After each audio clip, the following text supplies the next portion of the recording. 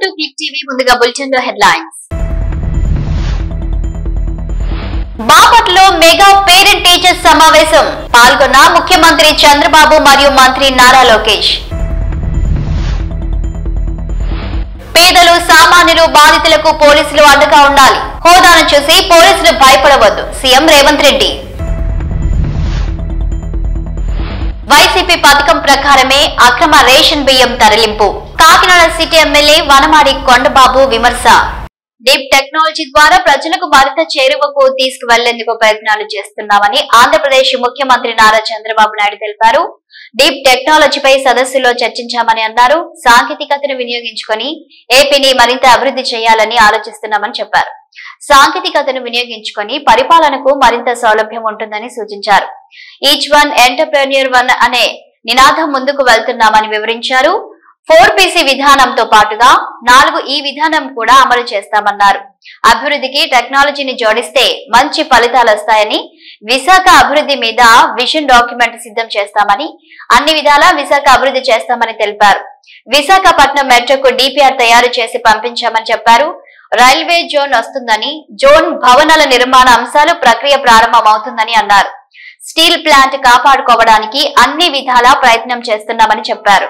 Conclave పెట్టారు, నిన్నటి నుంచి దీన్ని నిర్వహిస్తున్నారు.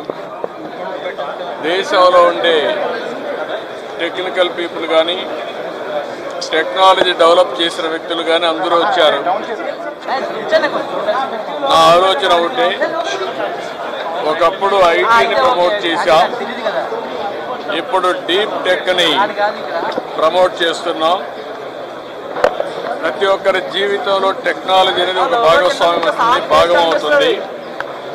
ఎవరైతే టెక్నాలజీ సమర్థవంతంగా ఉపయోగించుకుంటారో వాళ్ళకు అన్ని విధాలుగా వాళ్ళు ఏ పని పెట్టినా కలిసి వస్తుంది. అది హెల్త్ కావచ్చు, వ్యవసాయం కావచ్చు, లేకపోతే పవర్ కావచ్చు, ఏదైనా సరే రోడ్లు కావచ్చు, అన్నింటిలో కూడా టెక్నాలజీ భాగస్వామ్యం అవుతుంది. అయితే నేను ఆలోచించే విధానం, ఈ టెక్నాలజీ ద్వారా పేదవాళ్ళకి ఏం జరుగుతుంది, ప్రజలకు ఏం జరుగుతుంది, భావితరాల భవిష్యత్తు కోసం ఏ విధంగా ముందుకు పోతామనే విషయం పైన వర్కౌట్ చేస్తున్నాం. ఎందుకంటే టెక్నాలజీ కానీ సమర్థవంతంగా ఉపయోగించుకుంటే మనకంతా కూడా ఖర్చులు తగ్గి ఆదాయం పెంచే ఆలోచన వస్తుంది, మార్గం కూడా వస్తుంది. దీనివల్ల భవిష్యత్తులో నేను ఒకటే ప్రోగ్రాం ఇచ్చాం. హైదరాబాద్ లో పేలుడు సంభవించింది. హయత్ నగర్ పోలీస్ స్టేషన్ ఆవరణలో ఉన్న స్టోర్ రూమ్ వెనుకాల ఉదయం GMR ఉద్యోగి క్లీన్ చేస్తుండగా ఒక్కసారిగా పేలుడు జరిగింది. ఈ ఘటనలో GMR ఉద్యోగి తీవ్రంగా గాయపడ్డారు. గమనించిన పోలీసులు వెంటనే గాయపడ్డ వారిని ఆసుపత్రికి తరలించారు. కాగా పేలుడు జరిగిన గదిలో సిలిండర్లు ఉన్నట్లు అనుమానాలు వ్యక్తమవుతున్నాయి. అయితే పేలుడు ఎలా జరిగిందనే అంశంపై పోలీసులు దర్యాప్తు చేపట్టారు.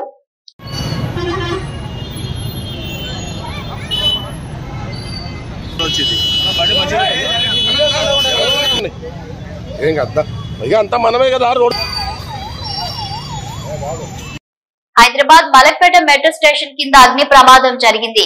మెట్రో స్టేషన్ కింద ఉన్న వాహనాలకు మంటలు అంటుకున్నాయి. భారీగా పొగ వ్యాపించింది. దట్టంగా అలుముకున్న పొగతో మెట్రో ప్రయాణికులు ఇబ్బంది పడ్డారు. మలక్పేట మెట్రో స్టేషన్ కింద పార్క్ చేసిన 5 బైకులు దగ్ధమయ్యాయి. మలక్పేట మెట్రో పిల్లర్ నంబర్ 1409 వద్ద అగ్ని ప్రమాదం చోటు చేసుకుంది.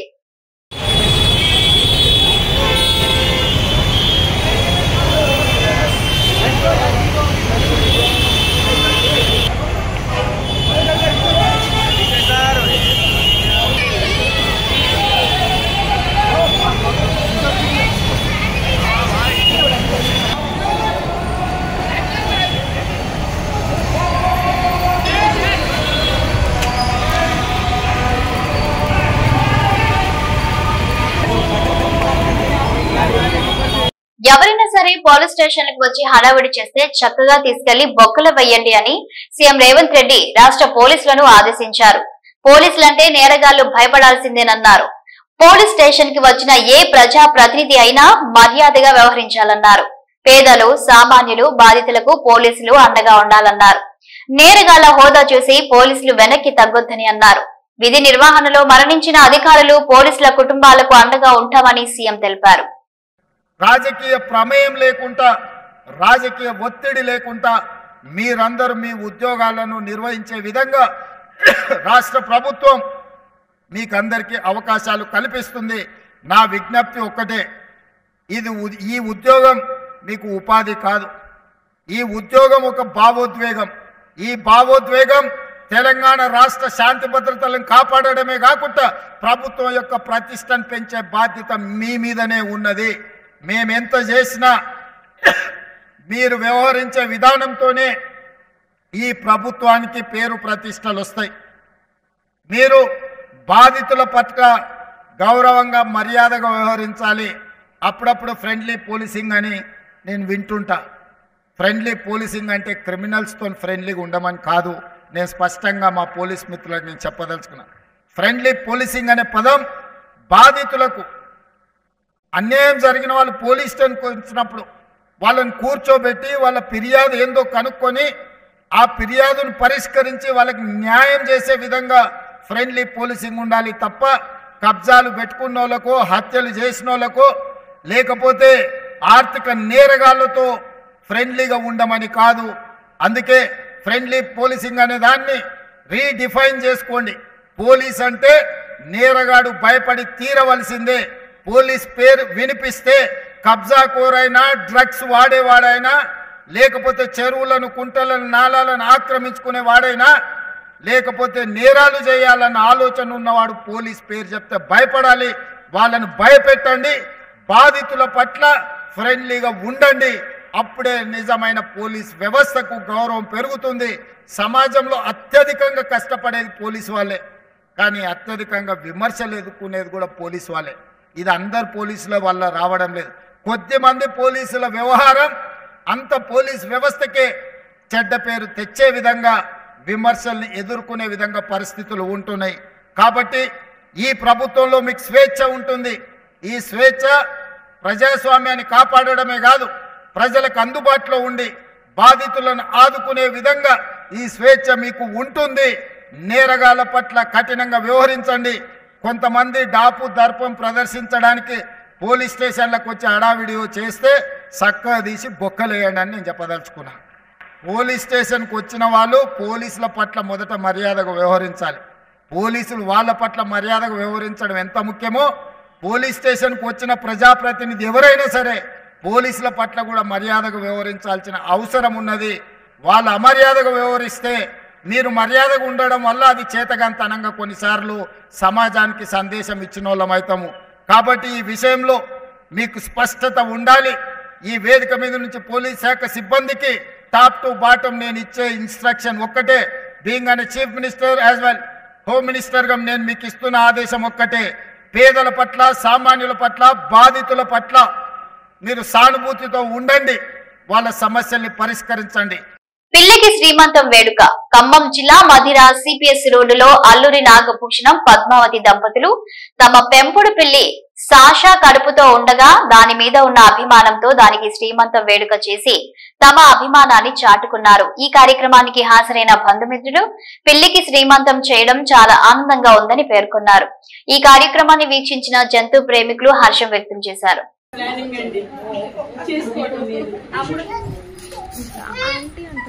ఇలా చేసామని తెచ్చిన మ్యాచ్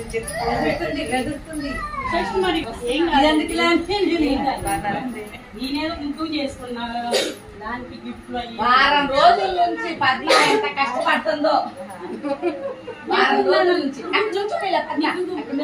కూర్చోండి మమ్మీ జమీలో పట్టుకోడు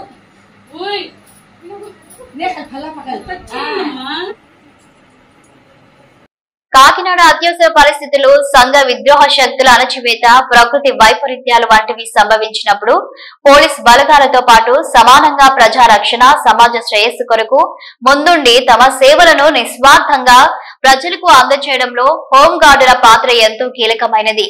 కాకినాడ జిల్లా ఎస్పీ విక్రాంత్ పాటిల్ కొనియాడారు. 62వ హోంగార్డ్స్ యూనిట్ అవతరణ దినోత్సవం పురస్కరించుకుని కాకినాడ జిల్లా పోలీసు పెరేడ్ గ్రౌండ్ లోని ఏర్పాటు చేసిన కార్యక్రమానికి ఎస్పీ ముఖ్య అతిథిగా హాజరయ్యారు.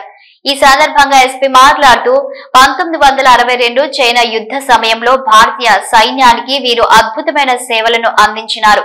అప్పటి నుండి వీరిని పోలీస్ శాఖకు కూడా సహాయకులుగా నియమించారని తెలిపారు. ఎన్డీబీ భాస్కర్రావు మరియు శ్రీనివాసరావు ఎస్ఎస్పీ దారు వారు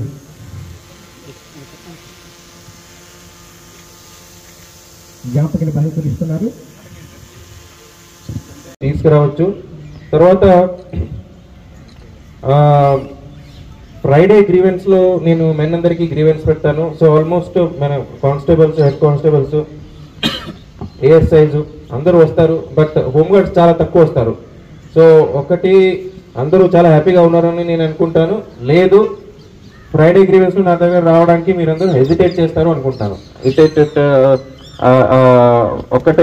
ఒకటైనా నిజం ఉండొచ్చు, రెండోదైనా నిజం ఉండొచ్చు. సో ఫస్ట్ నేను చెప్పింది నిజమైతే ఐఎమ్ వెరీ హ్యాపీ. లేదన్నా ఎప్పుడైనా మీకు ఎవరికైనా ఏదైనా ప్రాబ్లం ఉన్నా, లేదా మీకు ఏదైనా మీ వెల్ఫేర్ గురించి ఏదైనా సలహా ఉన్నా, సో ఎప్పుడు నా దగ్గర రావచ్చు. నాకు వచ్చి you can raise it. So ఏదైనా పాసిబిలిటీ ఉంటే we will definitely take it. ఎందుకంటే డీజీ సార్ మళ్ళీ చెప్తా ఉంటారు, వెల్ఫేర్ అసెట్స్ మాకు చాలా ఉన్నాయి, వెల్ఫేర్ డబ్బులకి తక్కువ లేదు. బట్ మనం వెల్ఫేర్ కోసం ఏం చేయాలో అది స్ట్రక్చర్డ్గా రిక్వైర్మెంట్ బేసిస్లో చేస్తే ఇంకా బాగుంటుంది. ఎందుకంటే కొన్నిసార్లు ఎలా ఉంటాయంటే మన welfare activities, welfare initiatives okay just name sake కోసం చేస్తూ ఉంటాం. అట్లా కాకుండా ఫీల్డ్ నుంచి మనకి ఇలా చేస్తే బాగుంటుంది, అలా చేస్తే బాగుంటుంది, ఈ స్టెప్స్ తీసుకుంటే బాగుంటుంది. So as a part of that only మన శాలరీ ప్యాకేజ్ కూడా వచ్చింది. ఒకరు కానిస్టేబుల్ వచ్చి ఇలా బ్యాంక్ ద్వారా అప్రోచ్ అయితే అక్కడి నుంచి స్టార్ట్ అయింది salary package welfare scheme. So అలా మీ వైపు నుంచి కూడా ఫీల్డ్లో పనిచేసే విధానం టైంలో మీకు ఎదురైన ప్రాబ్లమ్స్తో పాటు, లేదా ఇది చేస్తే బాగుంటుందా మనకందరికీ, అలా ఉంటే మా దృష్టికి తీసుకొస్తే we will definitely try to implement. So otherwise, I'm very happy and I'm very thankful for all the services given by each and every home guard in the district. So ఇంకొకసారి మనస్ఫూర్తిగా నేను మీకు అందరికీ థ్యాంక్ యూ చెప్తున్నాను.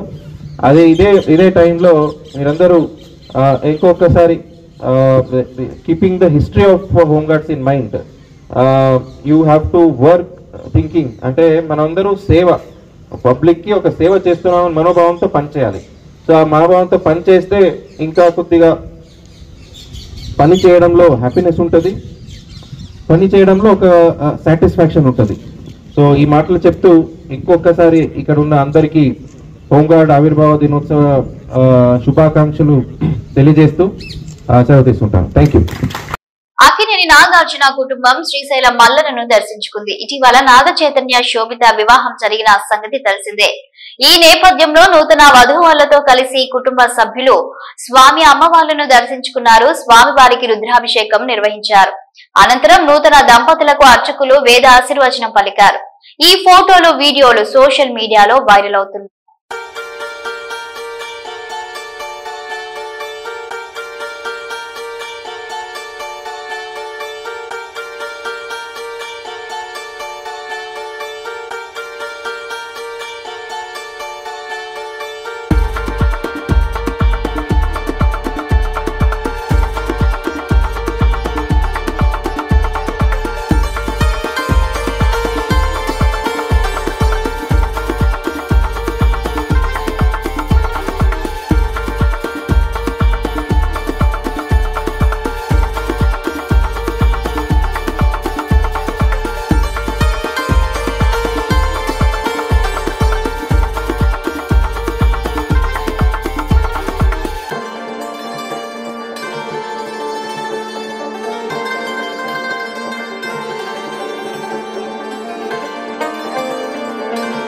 Nalgonda, Hyderabad, Vijayawada national హైవేపై action movie range లో chasing, fighting చోటు చేసుకున్నాయి.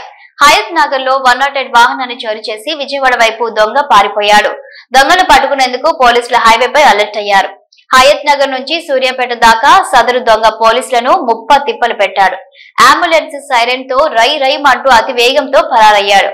చిట్యాల వద్ద పట్టుకునే క్రమంలో ఏఎస్ఐ జాన్ రెడ్డిని ఢీకొట్టి పారిపోయాడు. జాన్ రెడ్డి పరిస్థితి విషమంగా ఉండడంతో చికిత్స నిమిత్తం హైదరాబాద్ లోని ఓ ప్రైవేట్ ఆసుపత్రికి తరలించారు. కేతిపల్లి మండలం కోర్లపహాడ్ టోల్ గేట్ వద్ద గేట్ ను ఢీకొట్టి పారిపోయాడు. చివరకు సూర్యాపేట మండలం టేకుమట్ల వద్ద రోడ్డుకు అడ్డంగా లారీలు పెట్టి దొంగను పోలీసులు పట్టుకున్నారు.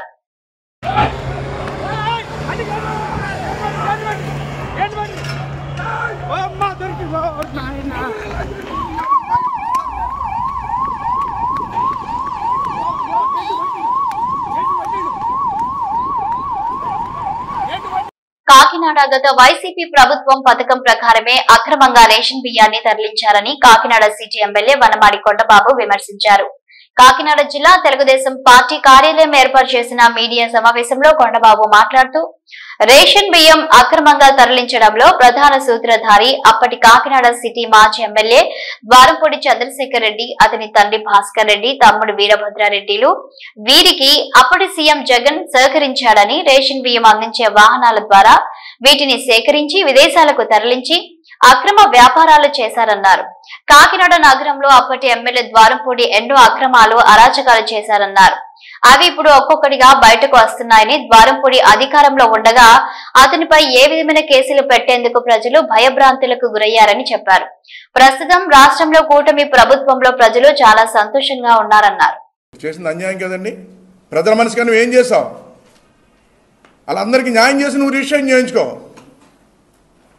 వాళ్ళందరికీ డబ్బులు ఇప్పించావా? ఇప్పించలేదు. నువ్వే రిజిస్ట్రేషన్ చేయించేసుకున్నావు. ఐశ్వర్య గ్రాండ్ హోటల్ ఏంటి? ఇలాగ నువ్వు అన్యాయం చేసి అక్రమాలు చేసి అవన్నీ కూడా ఆధారాలు చూపించి ఆ ప్రజలకు మేము అండగా నిలుస్తుంటే, ఈరోజు అధికారం వచ్చింది ఆధారాలతో చూపి బయట పెట్టి అండగా నిలుస్తుంటే మేము కక్షాదింపులు చేస్తున్నామా? మీరు చేస్తారు కక్షాదింపులు, ఎన్నో రకాల కక్షాదింపులు చేస్తారు. మా నాయకుల మీద కాదు, జైల్లో పెట్టినా కాదు, మా కార్యకర్తను కూడా ఇబ్బంది పెట్టి ఇల్లులు కూడా తీసిన సందర్భాలు ఉన్నాయి. అంతందుకు ఈ మధ్యకాలం నడుస్తుంది, అదంతా మీకు తెలిసిన విషయమే. దొంగ బియ్యం వ్యాపారం ఎలా చేశాడో అన్నీ తెలుసు మీకు, ఏ విధంగా చేశాడో. దాని మీద పెద్ద ఎత్తున ఇన్వెస్టిగేషన్ అవుతుంది, ఈ రోజున ముందుకెళ్తుంది అని అంతా. ఒక ఎమ్మెల్యే ఉండి ఎన్ని అబద్ధాలు ఆడాడో ఒకసారి ఒక చిన్న వీడియో చూపిస్తాను చూడండి. ఎంత అబద్ధం ఆడాడో చూడండి ఆయన. ఆ రోజు నువ్వు తప్పు చేస్తున్నావని అంటే ఆ రోజు ఏం మాట్లాడండి? ఇక్కడే మనం కూర్చొని మాట్లాడడం, మీరు అందరూ ఉన్నారు. నువ్వు ఐవేరి కోస్ట్ వెళ్ళావు, ఎందుకు వెళ్ళావంటే ఆయన ఏం మాట్లాడాడండి? ఓకే, ఐవేరి కోస్ట్ వెళ్ళాను అన్నాడు ఆయన. ఐవేరి కోస్ట్ వెళ్ళాను, మాది రైస్ వ్యాపారం, ఐవేరి కోస్ట్లో వ్యాపారం చేస్తున్నాం, మీ కింగ్లు రైస్ వ్యాపారంలో. మా నాన్న రైస్ వ్యాపారం, మా తమ్ముడు రైస్ వ్యాపారం, మా రైస్ వ్యాపారం, దాంట్లో కింగ్లు అన్నాడు. అక్కడ గొడవలు కడుతున్నా అని చెప్పాడు మీ ద్వారా. ఆ రోజు అలా అన్నాడు. మళ్ళీ వెంటనే ఈరోజు ఏం మాట్లాడుతున్నాడండి? మీరు చిన్నోను అంటున్నాడండి. ఇలా చెప్తున్నారు, చిన్నోను అంటున్నాడండి. వెంటనే మాట మార్చేస్తున్నాడు. అధికారం ఉన్నప్పుడు ఒక మాట దోసేసుకుని, అధికారం లేనప్పుడు ఒక మాట. అంటే మీకు కూడా తెలియాలి, ఆయన మాటలు నేనేదో మాట్లాడడం కాదు.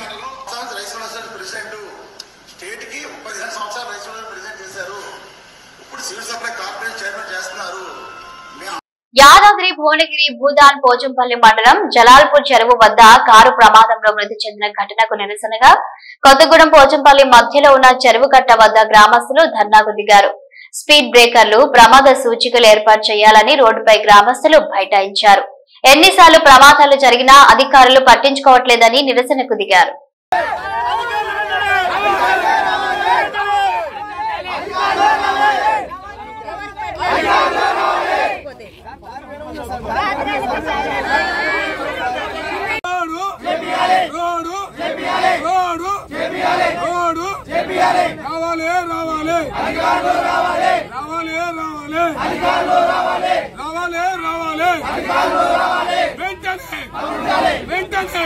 వరంగల్లో సంచలనం సృష్టించిన రిటైర్డ్ బ్యాంకు ఉద్యోగి మర్డర్ కేసును పోలీసులు ఛేదించారు.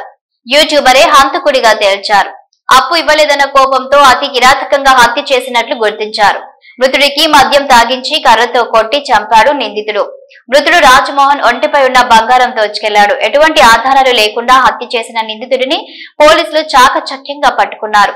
నిందితుడు ములుగు జిల్లా కోమట్పల్లికి చెందిన శ్రీనుగా గుర్తించారు. నిందితుడు శ్రీనుకు గతంలోనే నేర చరిత్ర ఉంది. డబ్బు, బంగారం కోసమే హత్య చేశానని నిందితుడు శ్రీను ఒప్పుకున్నట్టు సమాచారం.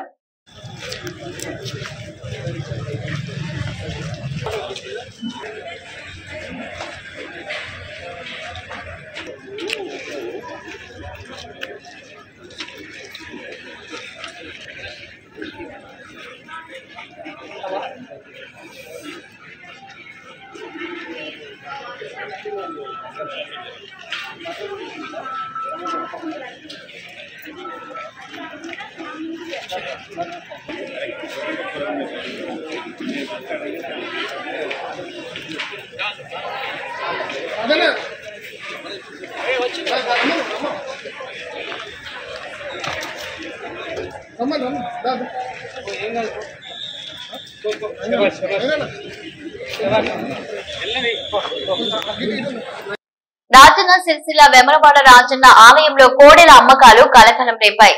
మంత్రి కొండా సురేఖ సిఫారసుతో ఆగస్టు 12న 49 కోడెలు వరంగల్ జిల్లాకు చెందిన రాంబాబు అనే వ్యక్తికి అప్పగించారు. ఆయన ఆ 49 కోడెలను అక్రమంగా విక్రయించాడని ఆరోపణ.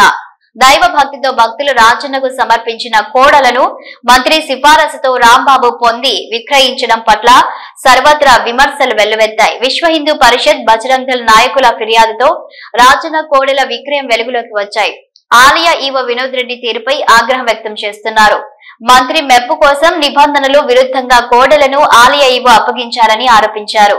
రైతులకు 2 నుండి 3 కోడలు అప్పగించే అధికారులు మంత్రి లెటర్ ను విచారించకుండానే ఏకంగా 49 కోడలు ఇవ్వడంపై మండిపడ్డారు. మంత్రి అనుచరుడు రాంబాబుపై వరంగల్ జిల్లా గీసుకొండ పోలీస్ స్టేషన్ లో కేసు నమోదైనట్లు సమాచారం. నిబంధనలకు విరుద్ధంగా ఒకే వ్యక్తికి కేటాయింపుపై విచారణ జరపాలని విశ్వ హిందూ పరిషత్, బజరంగ్ దళ్ నాయకులు, భక్తులు అంటున్నారు. దేవాదాయ శాఖ రాజన్న కూడా చాలా పవిత్రంగా భక్తులు ఇక్కడ విడిచిపెట్టినట్టయితే గతంలో ఒక గోశాలకు ఇచ్చేది ఉండే. అక్కడ మిస్ చేసిన ఉద్దేశంతో ఈ మధ్యకాలంలో రైతులకు ఇద్దామనే ఆలోచన ప్రభుత్వం వచ్చిన తర్వాత చేసింది. అది రైతులకు ఇవ్వడానికి చేసిందా లేకుంటే కేవలం కాంగ్రెస్ పార్టీ కార్యకర్తలకు ఇవ్వడానికి చేసిందా అర్థమవుతలేదు. దానికి ఒక నామినల్ కమిటీ వేసారు. మరి కలెక్టర్ గారు పెట్టాం, మేము ఒక కమిటీ ఇస్తున్నాం 4 5 అనేది. అది విచ్చినవిడికి ఎవరికి ఇస్తూ ఉన్నారు. రీసెంట్గా మీడియాలో వచ్చింది, మంత్రి గారి పిఆర్ఓ మంత్రి గారు సిఫారసు చేసిన దేవాదాయానికి సంబంధించి ఆ గీసుకొండల 60 కోడలు తీసుకపోతే కేవలం అక్కడ 11 ఉన్నాయి. మరి 49 కోడలు ఎక్కడ పోయినాయి అర్థమవుతలేదు. మరి మిస్సు జరుగుతుంది కనుక అవి కలయబాలకు అవుతున్నాయా, నిజంగా రైతులకు అవుతున్నా కూడా చూడాలి. ఇచ్చిన దాని మీద కూడా ఎంక్వైరీ చేసుకునే పరిస్థితి లేదు దేవాదాయ శాఖ. మరి దేవాలయం ఈవో గారిని కూడా మేము డిమాండ్ చేస్తూ ఉన్నాం. గతంలో ఇచ్చిన ఈ కోడలు ఏవైతున్నాయో కనీసంగా రైతుల దగ్గరికి పోయినాయా, కలయబాలకు పోయినాయా విచారించిన అవసరం లేదా. కేవలం చేతులు దులుపుకొని మాకు బడ్డెన పడుతుంది కదా, 100 కోడలు జరుగుతున్నాయి, బడ్డెను ఈ చేతులు దులుపుకొని ప్రయత్నం చేస్తే బాగుండదు. దాన్ని ఇమీడియట్గా న్యాయ విచారణ డిమాండ్ చేస్తా ఉన్నాం. Kadapa municipal school mega teacher parent meeting లో ఉప ముఖ్యమంత్రి పవన్ కళ్యాణ్ మాట్లాడారు. వేదిక పైన అధ్యాపకులకి, ఉపాధ్యాయులకి, ఇక్కడికి విచ్చేసిన విద్యార్థినుల తల్లిదండ్రులందరికీ ఆంధ్రప్రదేశ్ ప్రభుత్వం తరపు నుంచి, నా తరపు నుంచి మీకు నా ప్రత్యేక హృదయపూర్వక నమస్కారం. ప్రత్యేకించి నాకు ఈ కార్యక్రమం జరుగుతుంది, మీరు పాల్గొనాలి అంటే నేను అనుకున్నాను ఏ ఊరు వెళ్ళాలి, ఏ స్కూల్కి వెళ్ళాలనుకున్నాను. సహజంగా నన్ను పిఠాపురంకి పరిమితం చేస్తారు. కానీ నేను కడపని ఎందుకు ఎంచుకున్నాను, కడప జిల్లా అంటే రాయలసీమ అత్యధికంగా లైబ్రరీలు ఉన్న ప్రాంతం ఇది. ఒకప్పుడు అత్యధికంగా రాయలసీమలో అంతా, ఇంకా ఆంధ్రప్రదేశ్లో ఇంకెక్కడా లేవు అన్ని గ్రంథాలయాలు.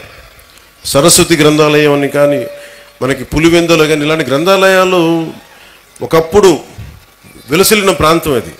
అంటే చదువుల నేల ఇది. సో అలాంటి చదువుల నేలకి నేను ఇక్కడికి వచ్చి సరస్వతి నమస్తుభ్యం అని చెప్పి నేను ప్రారంభించి పూర్తి చేసి మరి ఇక్కడికి వచ్చి ఈ అవకాశం ఇచ్చినందుకు నాకు మనస్ఫూర్తిగా నాకు చాలా చాలా ఆనందంగా ఉంది.